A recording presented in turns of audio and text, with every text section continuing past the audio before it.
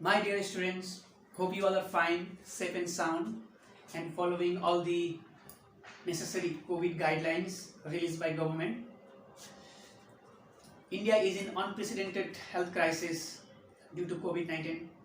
So we all can make India a better place, safe place by wearing mask, using sanitizer and maintaining distance. So hope you all are doing this. So let's start the class 10 geography. Today I will cover the first chapter of geography, that is resource and development. In this chapter we will see what is a resource, the definition of resource, classification of resource, development of resource and all, and the necessary criteria required to be a resource.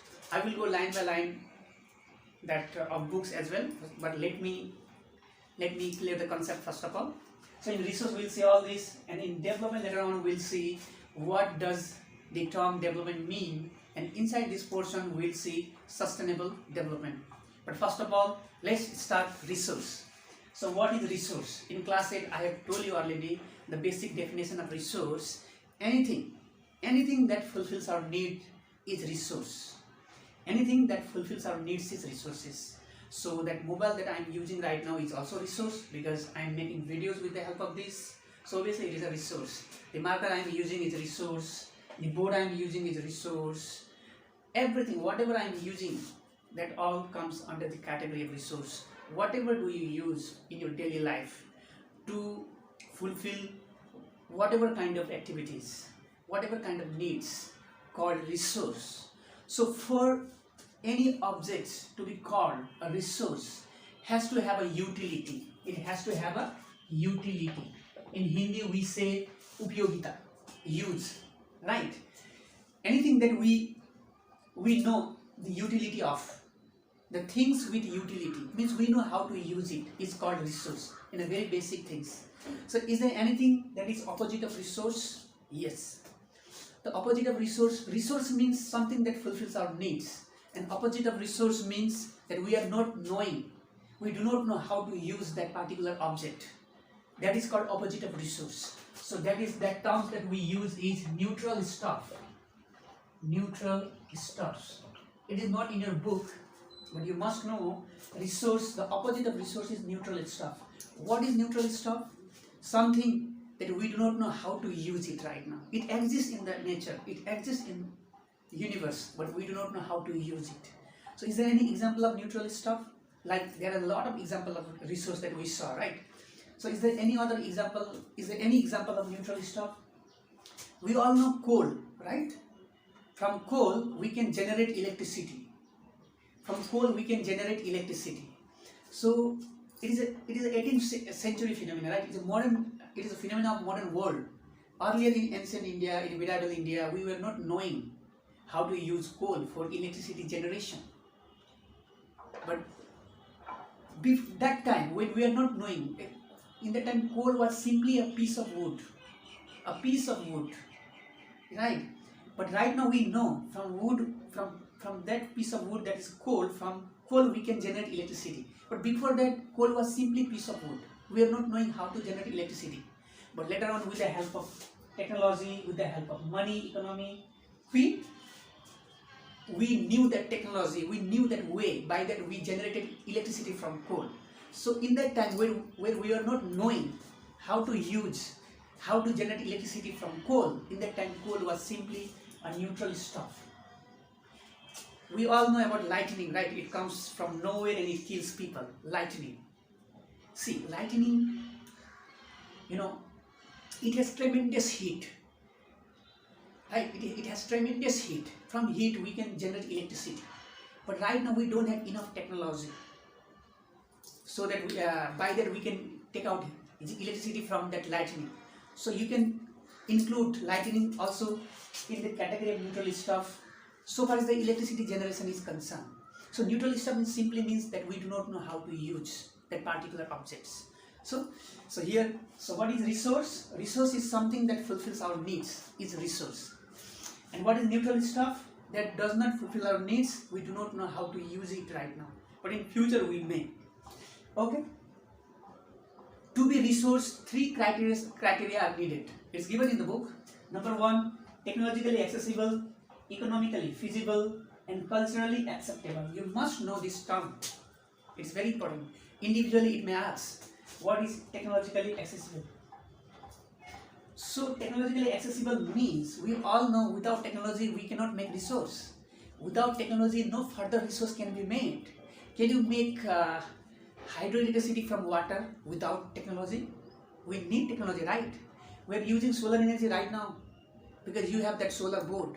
Means technology is involved. I am using this mobile. Without technology, was it possible to have mobile? So technology is involved everywhere. Without technology, a resource cannot be made. Yes or no? So technology is needed. And wearing this watch, only because of technology, it became possible. Yeah, we got raw materials from nature, but with the help of machine, tools, equipments, it was given such sale, and now I am wearing. So technology plays very, very important role. So without technology, we cannot make resource. So technology is needed. Okay, I think it's clear. Number 2, economically feasible means we need money. Money also play important factor. Without money, how will you have resource? Even if you want to make bread, chapati, you need to buy something from shop. If you have no money, how will you buy that particular stuffs? Right? So without money, can we utilize solar energy? No, we need money. Without money, can you generate electricity from water? No. Without money, can you make such mobile? No. So money is needed. Money is also a very, very powerful factor in resource formation actually. So to be resource, you must have technology and you must have money. Now, culturally acceptable means what? We may have money, we may have technology, but if our society does not accept, if our culture does not accept, that cannot be called resource. Right? I will give example. Culturally acceptable. Like India is a secular country. In the same way, Nepal is also a secular country. Nepal in 2008, Nepal became a secular country. Okay? And in 2015, Nepal declared that cow is the national animal. In Nepal, cow is the national animal. Right? So in Nepal, there is a law that prohibits people to kill cow. Means cow cannot be killed in Nepal because cow is a national animal in Nepal.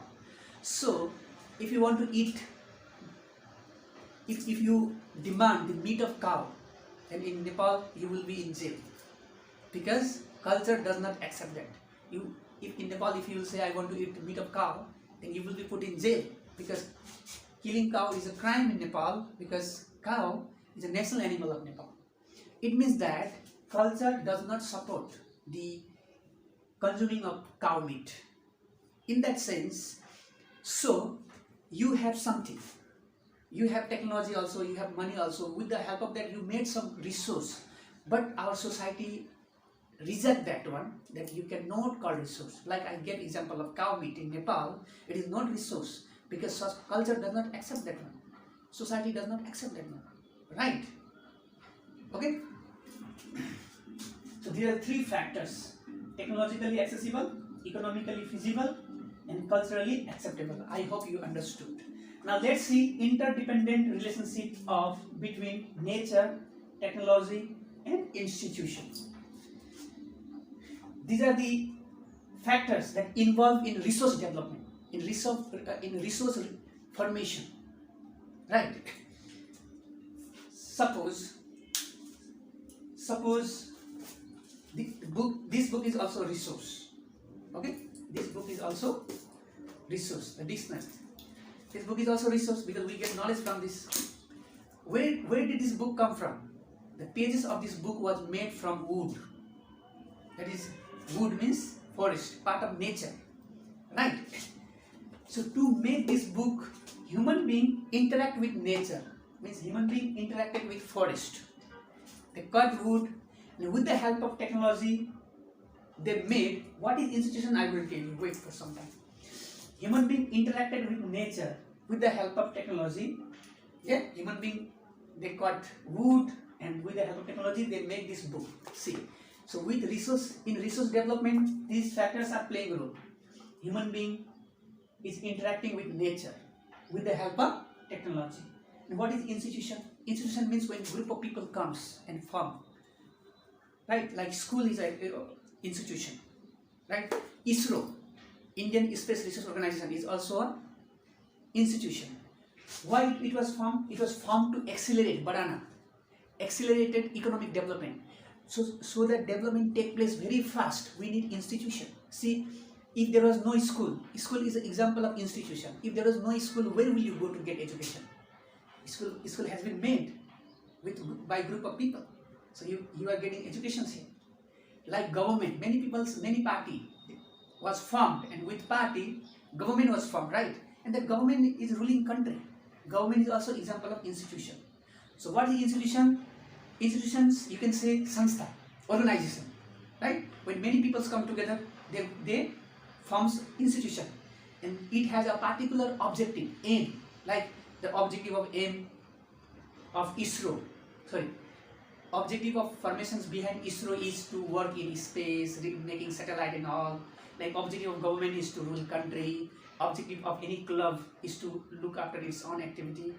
They are the example of institution. So in resource development, nature, technology, institutions, they play a role.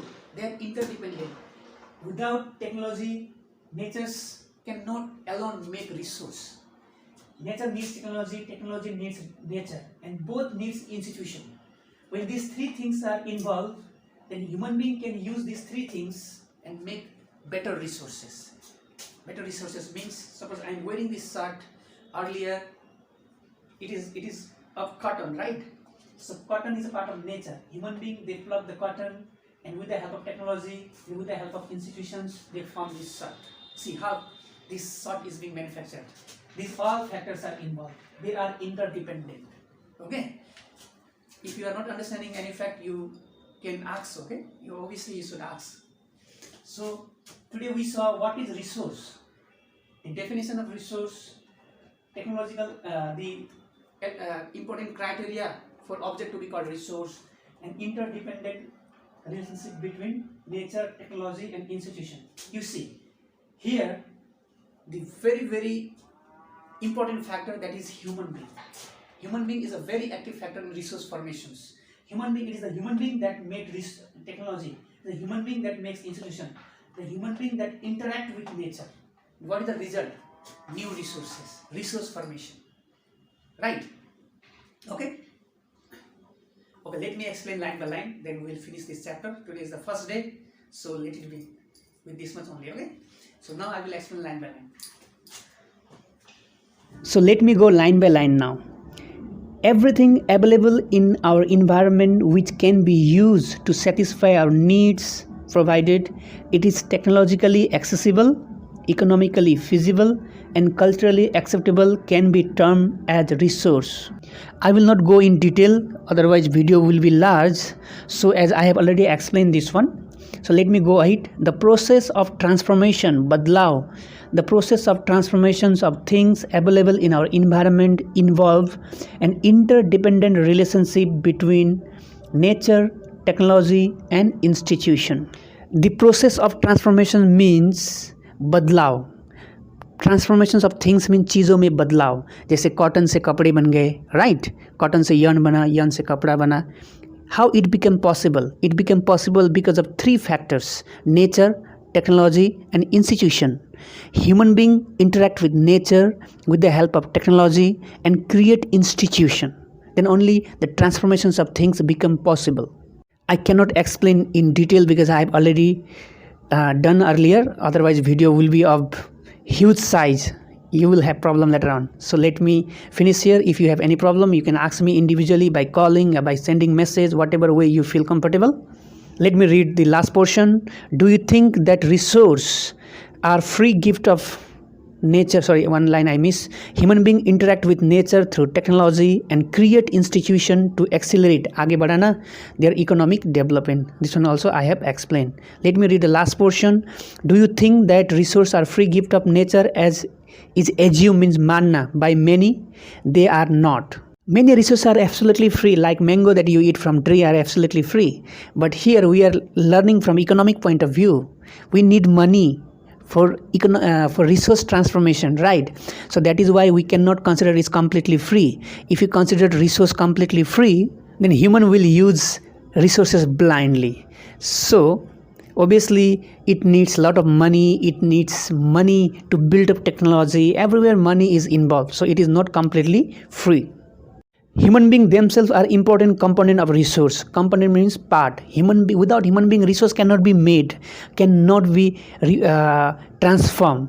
So human being is a very, very important factor, pivotal factor, you can say. Without human being, no resource can be made. So human being themselves are a very, very important resource that I have taught you in previous class as well. Okay. So this is the end of the video. Please learn what is resource, what is neutral stuff, what things that are required to call some object to be resources, what is technologically accessible, what is economically feasible, what is culturally acceptable, more important thing that is, okay? And the process of transformations of things available in our environment means role of institution, technology and nature and all. So this is the homework. Please, if you have any problem, don't forget to send me text or call. Okay, so take care. Bye bye.